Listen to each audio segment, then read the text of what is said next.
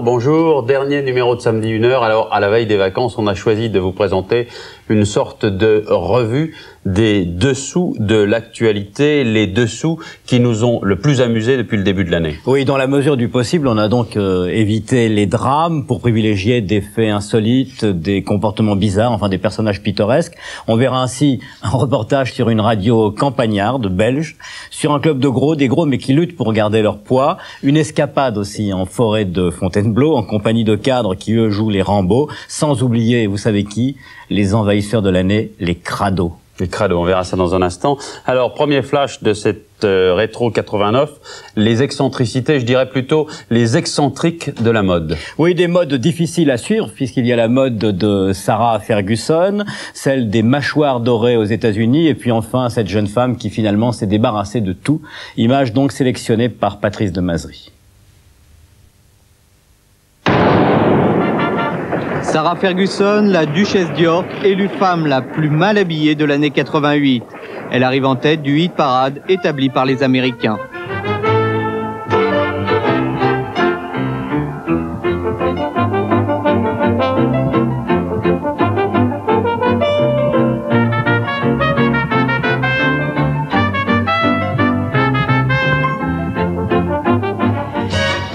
Branchez et souriez, voici le dernier cri new-yorkais. La dent, ou plutôt les dents en or, sculptées ou unies. 12. I like it, and I like the way it looks on me.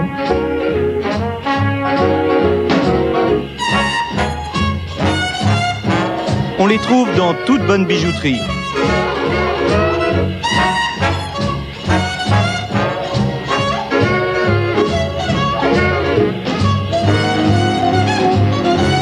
Oh, they have a party? Can I have a piece tomorrow because I have a party? Les jeunes se les arrachent en effet, et pourtant ce n'est pas donné, de 500 à 10 000 francs pour le must. Ces dents sont amovibles, bien sûr, c'est plus pratique. Well, my mother doesn't really like them. Whenever I go, home, I have to take them out. Elle était pas mal cette jeune fille, mais c'était tout de même une mode qui avait fait son temps puisque ça s'appelait le strecking, voilà. Et c'était tout de même quelque chose qu'on voyait plus souvent il y a une dizaine d'années. Hein. Oui, curieusement d'ailleurs, c'était plutôt les hommes qui pratiquaient le strecking voilà. à l'époque. Alors maintenant, reportage sur une autre mode, en tout cas sur une affaire qui a fait frémir bon nombre de parents cet hiver, les crados. Oui, les crados, ce sont ces petites figurines couvertes de pustules, des figurines qui disent des gros mots et qui ont envahi toutes les cours de récréation, provoquant même au passage, vous vous en souvenez peut-être, la colère du commandant Cousteau. On va donc refaire connaissance avec Hervé Gerbetou et Lydia Pudebras. Olivier Timbré. Lucas a 6 ans. Comme beaucoup de ses copains, il n'a pas résisté à l'offensive des nouveaux envahisseurs, les crados. Celle-là. Tu connais son nom? Comment? René. René Morvenet. Le préféré de tes préférés, c'est lequel? Le meilleur? Ouais. Comment meilleur? Oh, mais je les aime. Les lardos. Voilà la bande des gros tas. À la cantine, ils ne laissent rien dans ton plat. Avec eux, tu crèves la faim. Ces petits monstres sous forme de vignettes autocollantes font tout ce qui est interdit. Ils bavent, rotent, crachent et se curent le nez sans complexe. C'est l'esprit Charlie Hebdo, bête et méchant, qui s'est infiltré dans les familles. Les enfants sont unanimes, ils adorent.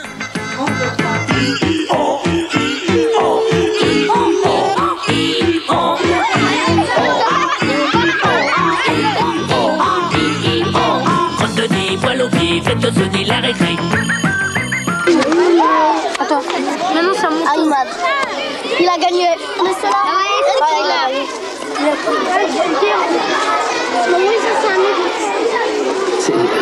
C'est curieux. À toi. Permis de manger entre les repas. Ce permis t'autorise à te bourrer d'hamburgers, de pizza, de hot dog, de quiche, de boissons gazeuses, de chips, de croissants, de gâteaux, de chewing-gum. J'adore les crados. C'est Mathieu le dégueule. Il mange ses crottes de nez au lieu de marcher dedans. Il mange ses crottes de nez, ouais. Il fait comme ça. Avant, on avait des petites images, puis elles étaient pas marrantes. Puis ça arrivait, puis ça a changé, c'est tout. C'était cool. Je sais qu'il faut ça. Après, il y a une école comme ça. Ouais. Et maintenant, tout le monde se bagarre parce qu'ils ont pas fini l'album. Ils misent des grosses images pour une. c'est bien, je trouve. Quand on voit des images, par exemple Pierre Détaché, j'ai un copain qui s'appelle Pierre, on lui dit, c'est ça qui est rigolo, qu'ils ont pris des noms. Alors comme ça, moi je m'ai vu en image. Je m'appelle Cédric et j'ai vu Cédric Cosmique. C'est un peu comme de la drogue.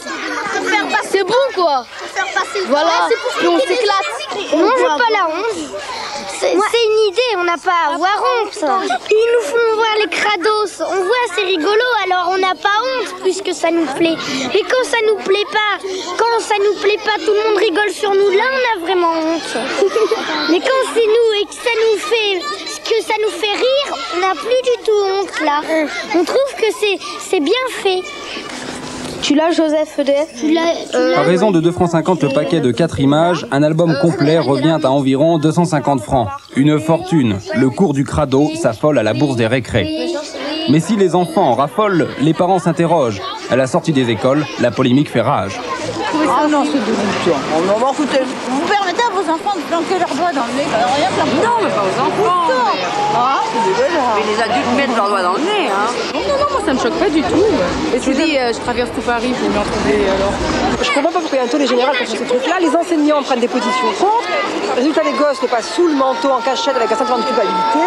C'est la période des pipi-caca, laissez-les faire leur pipi-caca. Ça fait appel aux instincts les plus stupides et aux choses les plus basses qu'on puisse avoir. Je pense que les adultes n'ont pas ni à favoriser ni à interdire. Interdire, ça serait un peu vain parce que ça existe et il vaut mieux que ce soit reconnu plutôt que sous le manteau, entre guillemets. Favoriser, je pense pas non plus parce que ça n'est pas l'imaginaire des adultes, ça ne correspond pas à leurs propres valeurs.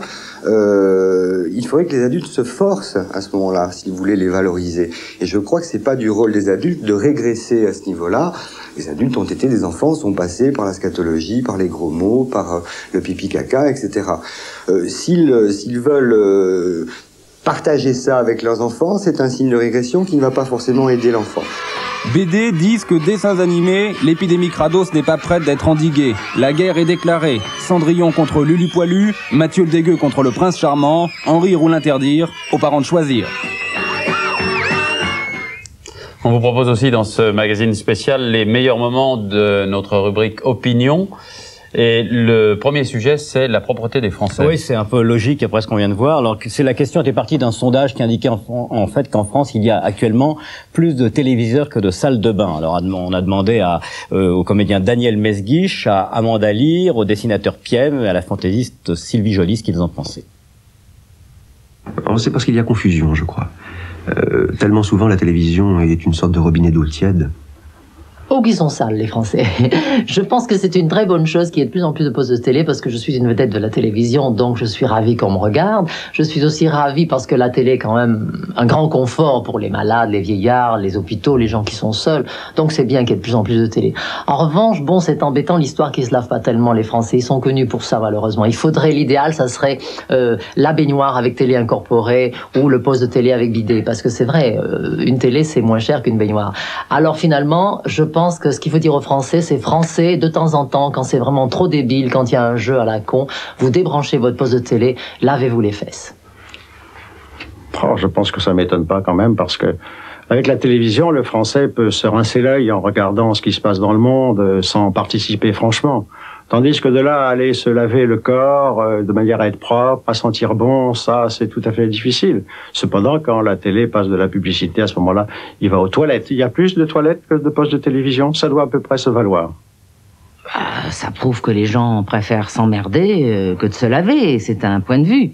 Mais au train où vont les choses, je pense qu'un de ces jours, les gens préféreront regarder couler un bain que de regarder la télé et la situation va se retourner.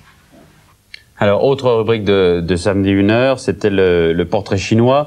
On a demandé, toujours en commençant l'émission, à nos invités de s'identifier dans un objet. Dans un objet ou des éléments, comme par exemple des liquides, la boisson. Alors, on va savoir dans quelle bouteille on pourrait trouver le cancérologue Léon Schwarzenberg, le metteur en scène Robert Hossein, l'ancien ministre de la Santé Michel Barzac et le comédien Michel Piccoli. Et puis ensuite, eh bien, on enchaînera sur les politiques, précisément les hommes politiques que l'alcool a fait trébucher, les politiques hic. J'hésite entre le Bordeaux et le Bourgogne rouge, les deux. Donc il y a le château Yquem quand même. le Margot et le Vaughan Romanée. Il n'y a pas une année spéciale? Ah bah si, il y a les grandes années. La dernière, c'est 82. Quand même. Avec additionné d'eau, du jus de litchi. J'en bois tout le temps. Je serais de l'eau, plate. La Slivovitch. C'est de la vodka? Non? Ah non, pas du tout. C'est de la vodka yougoslave, c'est pas tout la même chose. La vodka yougoslave, ça vous fait penser à l'Albanie, non? À la Yougoslavie. À la Yougoslavie. Non, l'Albanie, je pourrais vous parler d'un autre alcool.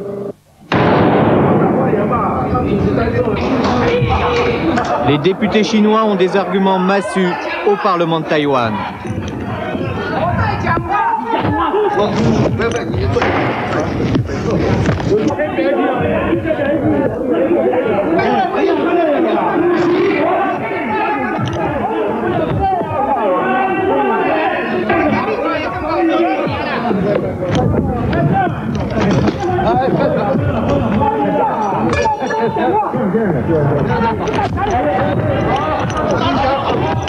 Il faut dire que le projet de loi discuté concernait le porte-monnaie des députés. L'opposition considérait que les pensions allouées par le gouvernement aux parlementaires n'étaient pas assez élevées.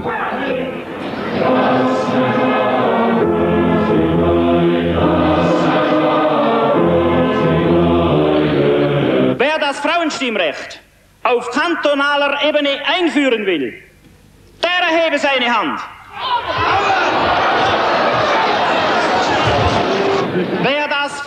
Pour le vote contraire, à peu près autant de bras se lèvent.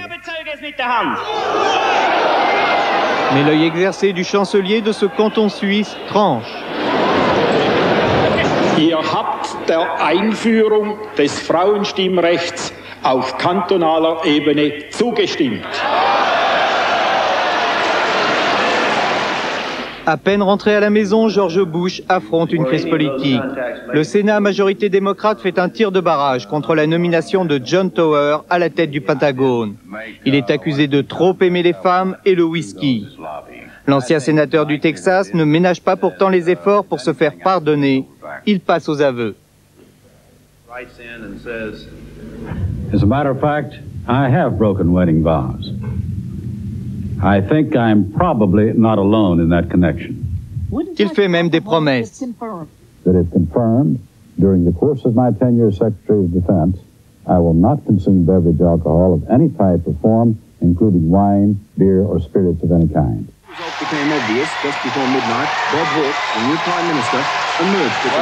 La mode américaine des confessions publiques arrive en Australie.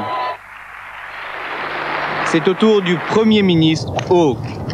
You were described as loving a drink in those stories, which I won't bother to relate. Yes. How bad was the drink? I was never an alcoholic in the sense that I could never work. I mean, I always worked very hard. Always worked very hard. You also accused, I use the word accused because no one likes this, of being a womanizer. What do they mean by a womanizer? They mean that I wasn't faithful to my wife. Was that true? Yes. How did you stop that? Yes, I don't think it's a thing, Clive, I want to talk a great deal about, but the one thing I do want to say about it is the enormous, I don't know whether debt's the right word, but, well, I just do feel indebted to Hazel, that she understood that it was part of a pretty volatile, exuberant character, and she knew that that my love for her had never changed, and I've always loved Hazel, always will. She understood, made it very helpful. C'est dur, hein. On verrait pas ça en France. Hein, pour l'instant, on ne verrait pas ça, mais vous savez, avec l'Europe, on ne sait jamais. Peut-être qu'il y a des mœurs plus puritaines qui vont s'installer dans les hémicycles. Bon, il n'est pas encore question d'alcotest ou de traquer ceux qui font, comment vous appelez déjà ça en américain, en anglais, le striking. Non, le womanizing. Il n'y a pas encore trop de womanizers apparemment reconnus dans nos parlements. Ah ouais, moi, ce que je disais aussi, ce sont ces confessions à la télé qui sont des choses certainement très dur pour surtout les si hommes votre politiques. femme est à l'autre bout du poste. Surtout si votre femme est à l'autre bout du poste. Mais enfin, apparemment, les femmes en question avaient accepté que leur mari se confesse et raconte leur vie privée. Alors maintenant, Eric, on passe à une rubrique qui est peut-être pas votre faible, c'est la rubrique animaux. Je sais que vous avez toujours eu quelques difficultés à faire une différence entre une vache et un lapin, mais au cinéma, à la télévision, partout, cette année, c'était tout de même la mode des animaux. On a vu des films sur les animaux, beaucoup d'émissions à la télévision. On vous propose donc d'abord une rubrique opinion, pour ou contre la chasse, et puis ensuite un flash spécial animaux. Oui, alors pour ou contre la chasse, c'est d'actualité, puisqu'on a vu que le parti des chasseurs... Quelle est la différence entre un lapin et une vache? Les oreilles. Et la queue? Alors on repasse à notre sujet qui est effectivement pour ou contre la chasse. Quand on a fait cette rubrique opinion, on ne savait pas que ça serait d'actualité vraiment à un point très chaud, puisqu'aux dernières européennes, le parti des chasseurs a fait une irruption remarquée. Bref, nous avions demandé leurs sentiments aux personnalités parisiennes qui s'avouent rarement chasseurs. On va quand même recueillir l'opinion de Jean-Christophe Averti sur ce sujet, de Darry Cole et de Caroline Loeb, avant donc de retrouver des millions de crabes, des milliers d'abeilles et aussi un cheval qui aime beaucoup la bière.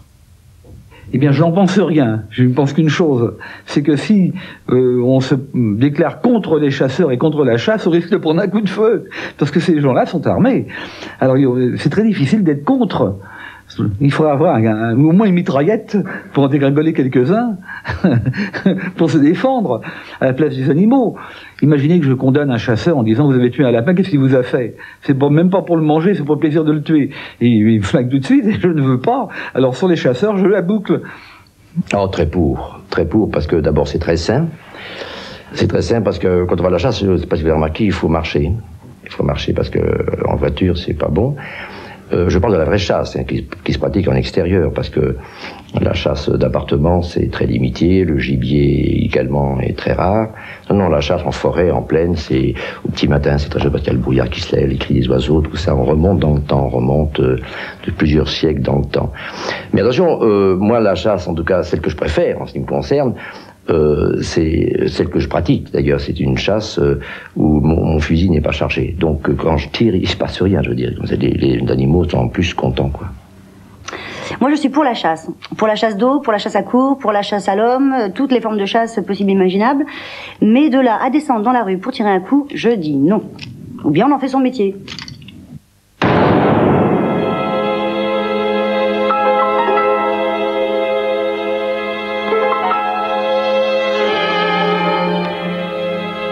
Plus de 120 millions de crabes ont envahi une île australienne. Tapis le reste de l'année dans les rochers ou les racines des arbres, ces crabes terrestres sortent au premier jour du printemps austral pour migrer vers la mer. Une invasion annuelle que les habitants prennent avec flegme. Quite often find yourself having a shower in the morning with the crabs, and it's a matter of sweeping them out every morning and hoping they don't die behind the fridge or the stove and getting them out in time before they smell the house out.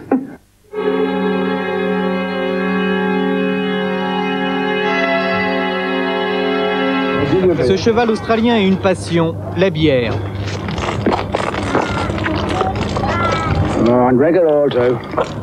Pour lui, c'est devenu son carburant, il en prend 3 minimum avant de promener son maître.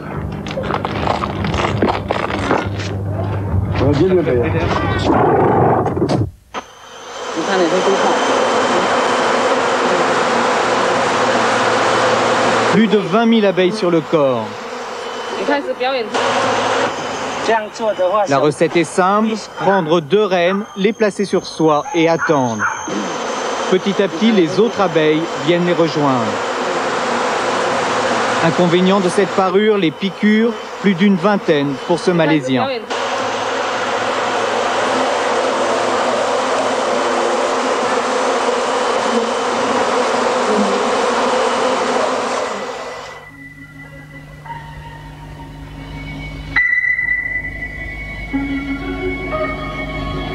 Les requins blancs ne seraient pas plus dangereux que des dauphins. C'est du moins ce que cherche à montrer le centre Foster en Australie. Pour eux, les requins ne s'attaquent pas à l'homme si celui-ci ne les agresse pas. Pour preuve, ils organisent des bains en compagnie de ces charmantes petites bêtes. You go. Go on, Lisa, trust me.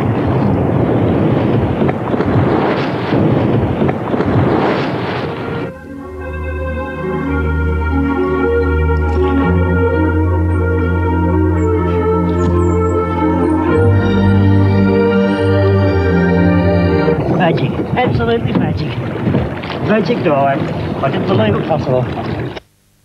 Autre rubrique du portrait chinois qui bien souvent en disait assez long sur nos invités, c'est quand on leur demandait leur lieu de détente. Oui, alors sur ce thème de la détente, on a les réponses de personnalités qu'on imagine d'ailleurs mal au repos ou en train de se détendre. Bernard Tapie, Claude Lelouch, et puis à nouveau Robert Hossein, le comédien Richard Bohringer, et puis Lavilliers, chanteur et reporter. Mais Patrice de Mazery, lui, a d'autres aussi conceptions de la détente également, et il nous proposera ensuite alors une série d'activités toutes plus folles les unes que les autres. Mon bateau. Eh bien, c'est la Normandie. C'est la Normandie qui est un pays que je fréquente régulièrement. À chaque fois que je suis fatigué, c'est là-bas que je vais me reposer. Pour y faire quoi? Pour y dormir très vite, pour y respirer très vite et très vite revenir travailler. Aucun. Je ne connais pas. Je ne prends pas de vacances. Mon lieu de détente favori, il y en a deux. Il y a la montagne et la Cadurcie. La montagne, c'est la Savoie, et la Cadurcie, Cahors. La Cadurcie, qu'est-ce que c'est? La Cadurcie, c'est le pays de Cahors. Avec la femme que j'aime, avec les volets fermés. L'art de l'extrême. Subhaganta, professeur d'art martial, entraîne ses élèves dans les Alpes à 1800 mètres d'altitude. Ouais. Là. C'est...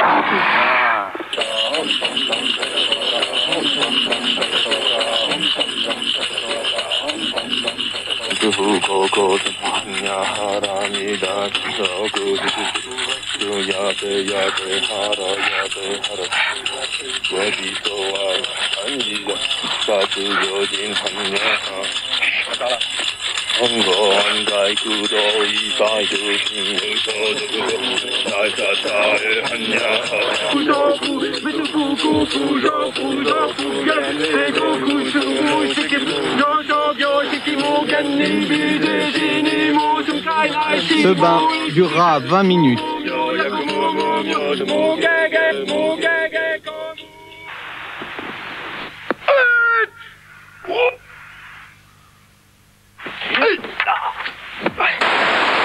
Après l'effort, une petite douche.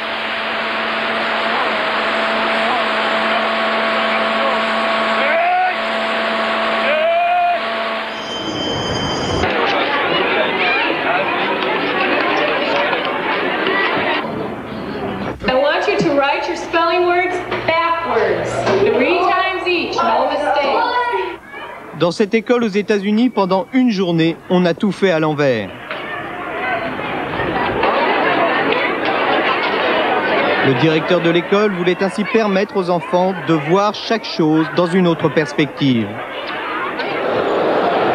Pour les boursicoteurs en herbe, une affaire attrayante aux États-Unis. Une maison close vient d'être cotée à Wall Street. Mustang Ranch, cet établissement où travaillent une centaine de filles, est situé au Nevada, le seul État américain où la prostitution est légale.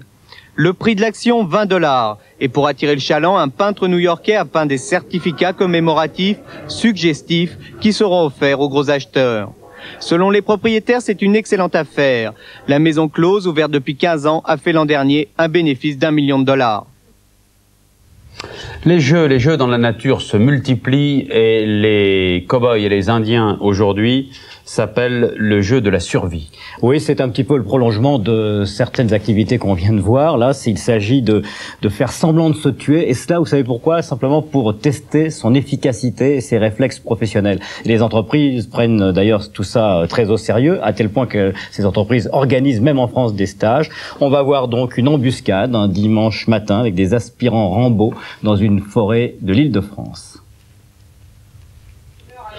10 heures du matin, un dimanche en forêt de Fontainebleau. Des hommes se préparent, ici la chasse est interdite, pourtant dans quelques minutes ils s'élanceront armes au poing. Ils ne sont ni militaires, ni scouts, ni chasseurs, cadres ou cadres supérieurs, tous sont ici pour élaborer une nouvelle stratégie d'entreprise. Le but pour chaque équipe, c'est d'aller conquérir le fanion adverse, donc d'entrer dans le camp adverse et de ramener le fanion dans notre camp. Alors pour compliquer la situation, on a donné à chaque joueur un pistolet, qui est un pistolet Spatmaster, qui envoie des billes de peinture à l'aide de cartouches d'air comprimé. Ces billes de peinture vont quand même à une trentaine de mètres et sont assez précises. Alors avec ces pistolets, donc le but, c'est conquérir le fanion. Et à la moindre tache de peinture, dès que vous êtes touché, vous êtes éliminé. Le jeu est simple. 2 équipes, objectif, capturer le fanion de l'équipe adverse. Ce matin, 2 entreprises se sont lancées un défi. L'une spécialiste de l'outillage, Bosch, l'autre une agence de publicité, Tramway. Je pense que c'est une bonne chose de réfléchir sur la stratégie, comment on va attaquer. Est-ce qu'on va dresser des pièges? Est-ce qu'on va attaquer directement, brutalement ou non? Et certainement, ça révèle quelques caractères de quelques personnes. Oula, on n'est pas là pour rigoler, les jeunes. Non, allez, on sort. Hervé suit quand on parle. La tente là-dessus, elle est où, là? Elle est pas ici. On n'a qu'à faire 4 en défense et 4 en attaque, 2 par 2. Pas d'accord. Ouais, ça marche. Tous les 4, vous attaquez, nous 10h30, début de la première partie. Encadré de 4 arbitres, sur un terrain de 30 hectares, durant 30 minutes, les 2 équipes vont s'affronter. D'entrée de jeu, le ton est donné. Il y a ceux qui attaquent et ceux qui défendent. Tous comptent bien sauver leur peau.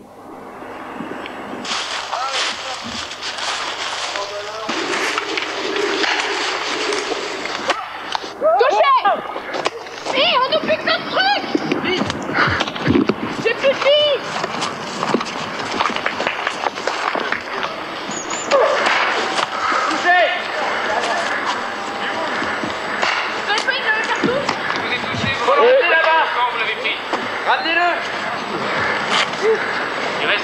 Je crois qu'on les a tous eus. Il y a juste nous, Jean-Pierre, qui est tombé. 11h15, fin de la première partie, dans les 2 camps. Chacun compte ses morts, élabore une nouvelle stratégie. Qui c'est qui m'a fait ça, au fait? Ils étaient 3. Là, la balle, elle est sortie par là. Au lieu de sortir par là. Vous voyez, je vous explique. La balle, elle a fait ch'plof au lieu de faire ch'plof. Le message, c'est de se retrouver dans un cadre tout à fait magnifique. Bon, vous le voyez, c'est très agréable en tous les cas. De se retrouver avec des gens, a fortiori lorsque ce sont des clients. C'est quand même un esprit très sympathique, un esprit d'équipe avant tout, un esprit, disons, de se redécouvrir, de faire connaissance avec des gens. Tout ça, ça se passe dans une très très bonne humeur, en aucun cas, aucune connotation ni politique, ni sociale, ni quoi que ce soit. On avait un objectif à atteindre, on l'a eu. On revient avec un fanion et on revient dans la bonne humeur et la joie, quoi. Jusqu'à maintenant, en fait, on était peut-être trop détendu, on faisait ça, et maintenant ça va saigner. 11h30, branle-bas de combat, début de la seconde partie. Chacun est bien décidé à vérifier la cohésion de son équipe. Leitmotiv, la stratégie. Le fanion est tout seul, hein. Tu vois ?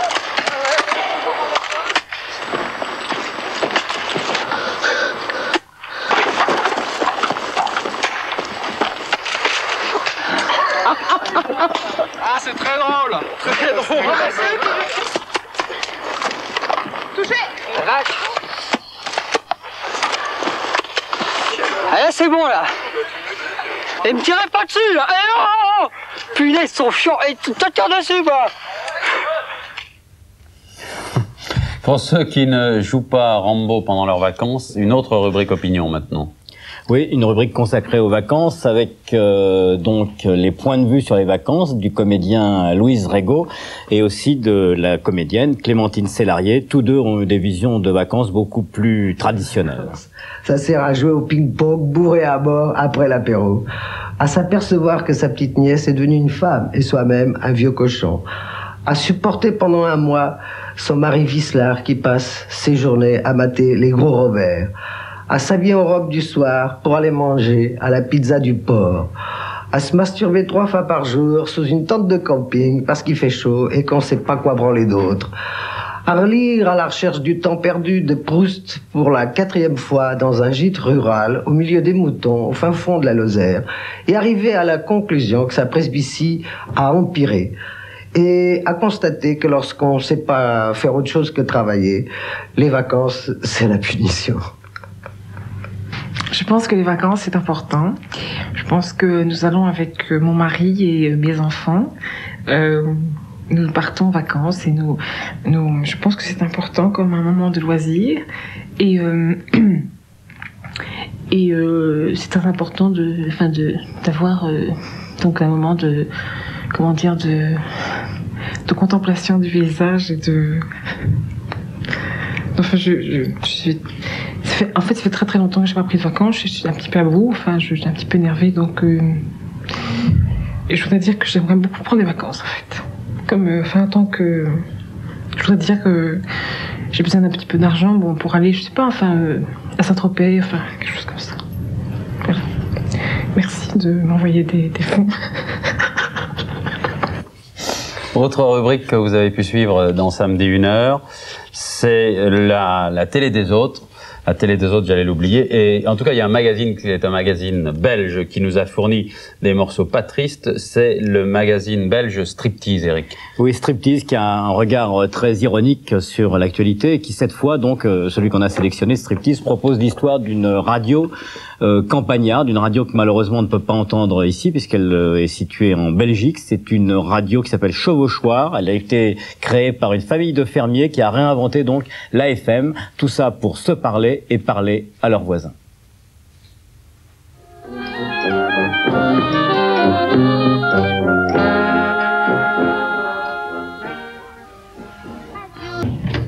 Dans un instant, un flash spécial sur les ratés de la technologie en 1989.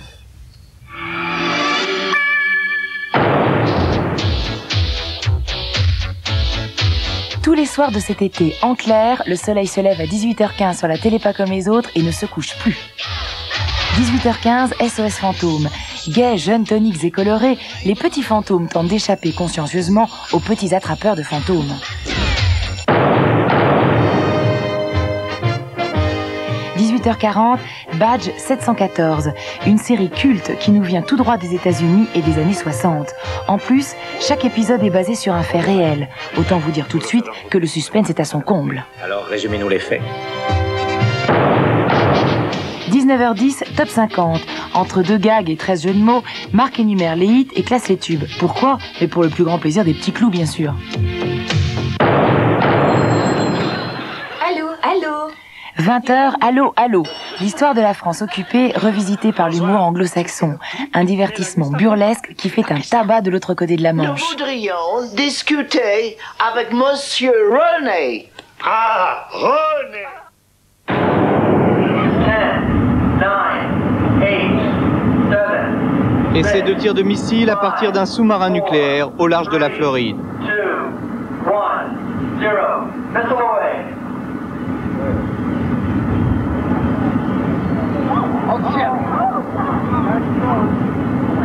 Ce missile nucléaire, Trident 2, est pourtant l'un des fleurons de la force de frappe américaine. 126 millions de francs en fumée.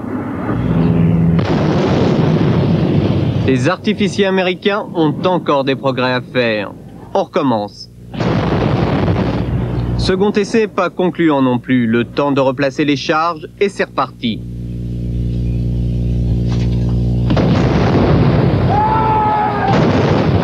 Léger mieux, mais c'est pas vraiment ça.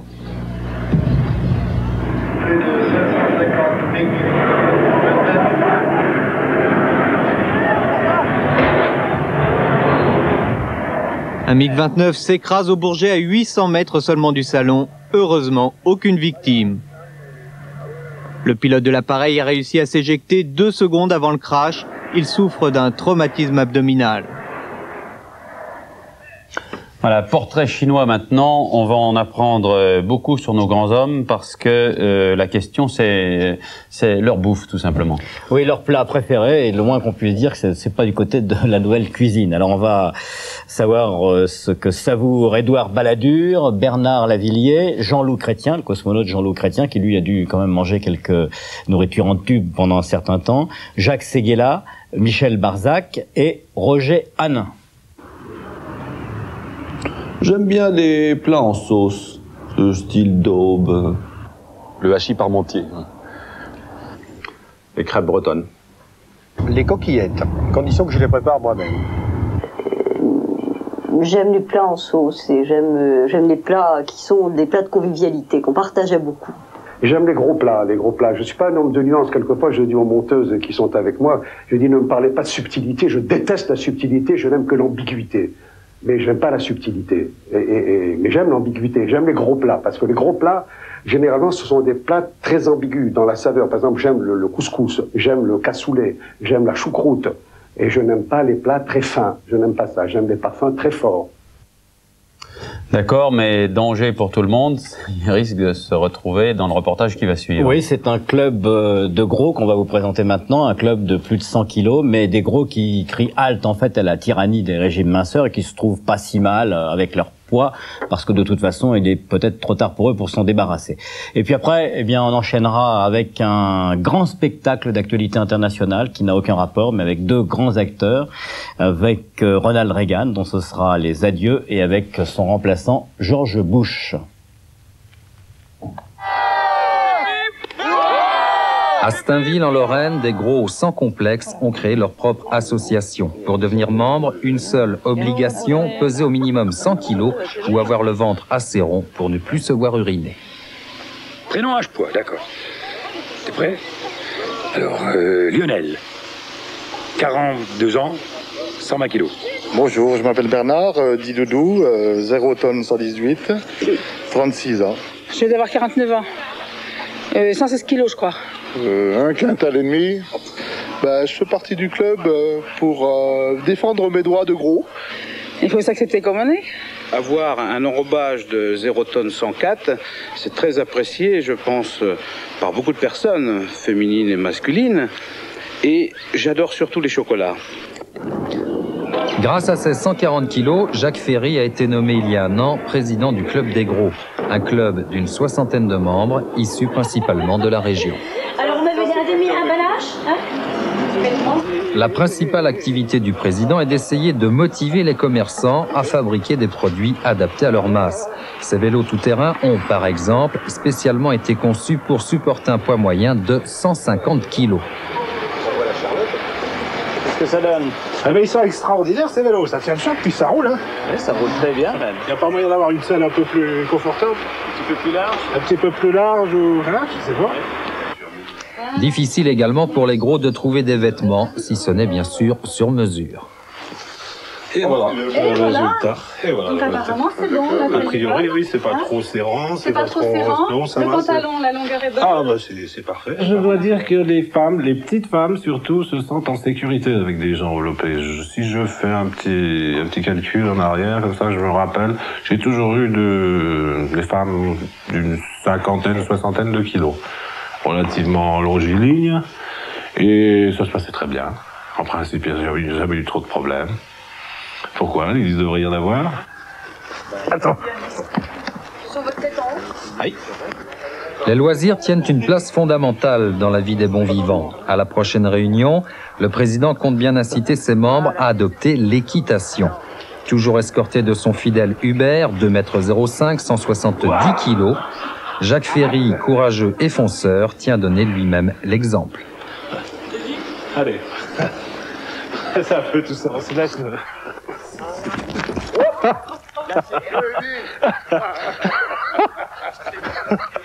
Putain, tu es un con. Tu peux me dire que c'était si haut que ça. Oh, exquise faiblesse, goûtez enfin leurs caresses.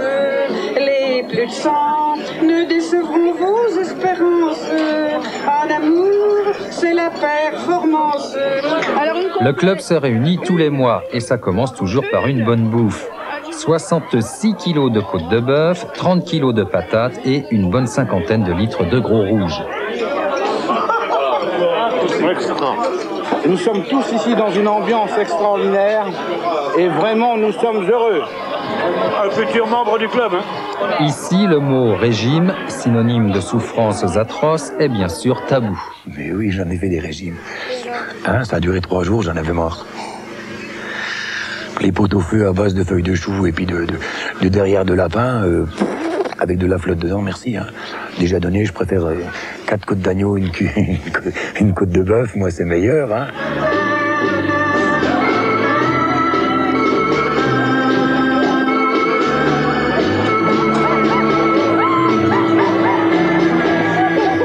À À Stainville, capitale des gros, on comptabilise en tonnes. Les restaurateurs ont pris l'habitude de ne jamais louer leur premier étage. Et puis, le lobby des gros est en marche. Avec l'ouverture de l'Europe, les plus de 100 ne se sentiront bientôt plus seuls. 30% de la population européenne affiche les mêmes rondeurs.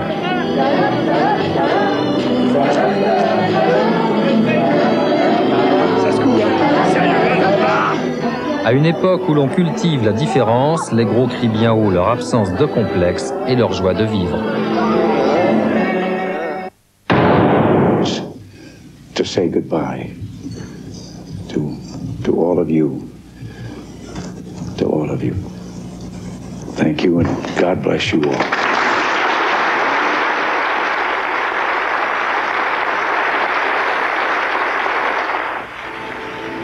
Elaine said I should say something, but I'll never get through it. See?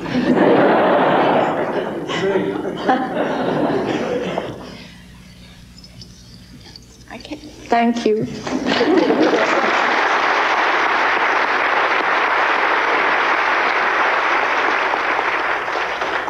I think the band was going to play something.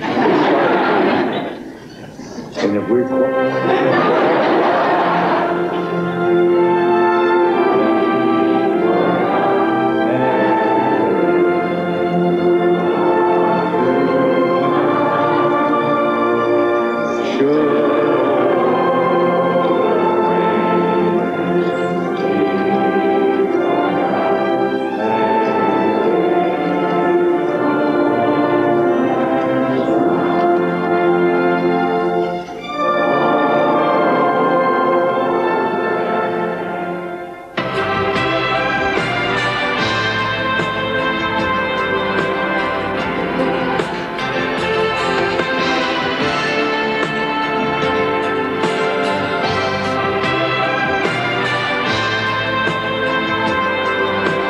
Quelques heures avant la prestation de serment de George Bush, sa femme Barbara se défend d'avoir le look mamie.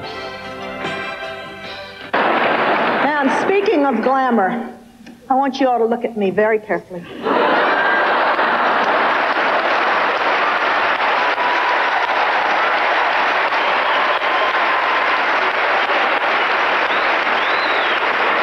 Please notice the hair, the makeup, designer clothes.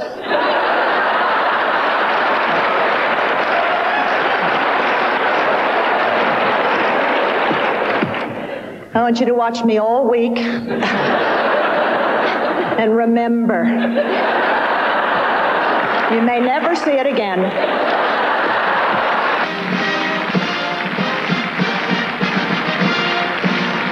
Cinq jours de festivités, coût $30 millions.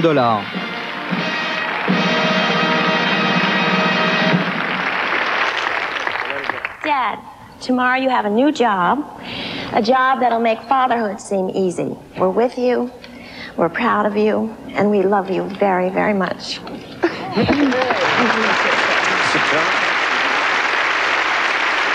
And here we go. Make it slow. You guys there.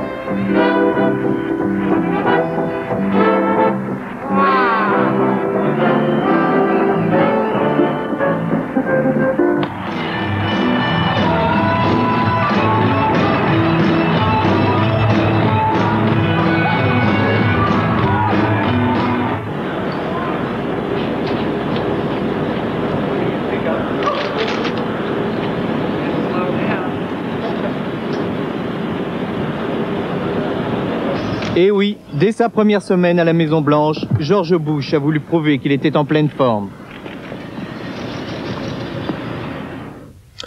Et voilà, bon week-end, bonnes vacances à tous. On termine ce dernier samedi 1h avec ce qui restera certainement comme l'image des années 80, en tout cas l'image symbole de la faillite du communisme, un homme seul qui défie les chars sur la place Tiananmen. Oui, c'est dans les derniers jours donc du mai chinois, et il faut bien savoir que cet homme se dresse devant les chars alors que la colonne blindée a écrasé à peu près tout sur son passage en arrivant sur la place Tiananmen. Et là, inexplicablement, les chars s'arrêtent et l'homme va monter sur la tourelle pour tenter de fléchir les soldats et leur demander d'arrêter. Et on ne sait pas du tout qui était cet homme, on ne sait pas ce qu'il est devenu. Ça restera le héros inconnu du mois de mai chinois 1989.